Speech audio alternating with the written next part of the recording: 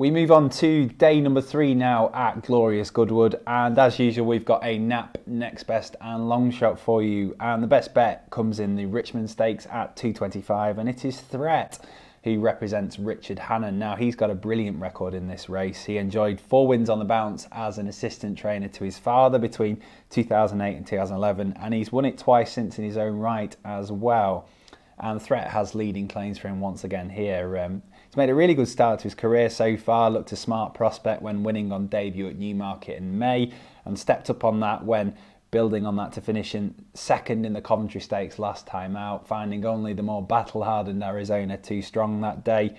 The form of that sets him out as the one to beat here. There should be more to come for him yet, and he can confirm the form of the third Gillsman who was behind him at Royal Ascot. He's disappointed at Newmarket since. Threat should take all the beating.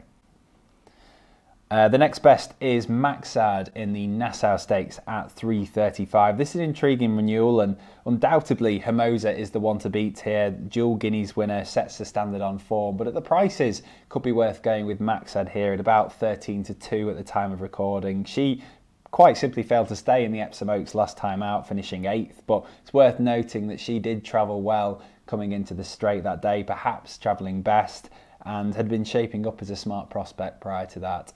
The drop back to 1 mile and 2 should be the catalyst to a much improved display here, and it will be no surprise whether she be able to take up another step forward here and take this. Last but not least is the long shot, and that comes in the opening race on the card, the 150, and it's the Trader for Mark Johnston. Now this is another tricky looking handicap on the card, but the Trader makes plenty of appeal at a double figure price. Showed fairly useful form as a 2-year-old last season and has produced a few creditable efforts so far as a 3-year-old. He's had some competitive assignments so far, but ran a solid 5th in the London Gold Cup at Newbury in May, which traditionally proves to be a really strong race. He was below form at Newmarket last time out, but can be forgiven that considering that he had to make his challenge for an unfavourable side, returning from a gelding operation as well. Would be no surprise whether should he prove better than his current mark of 92, and he looks worth siding with each way at a double figure price.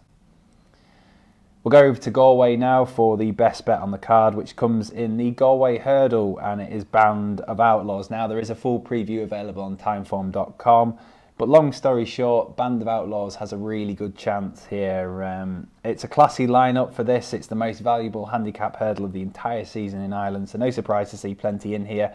But Band of Outlaws proved as good as ever when chasing home Thomas Hobson in the Grimes Hurdle at Tipperary last time out. And he's very much the type to be seen to best effect in a well-run race in a big field, something he showed when winning the Fred Winter last season. This looks the obvious next step. He's £6 higher than when winning at Cheltenham. He's fancied to resume winning ways.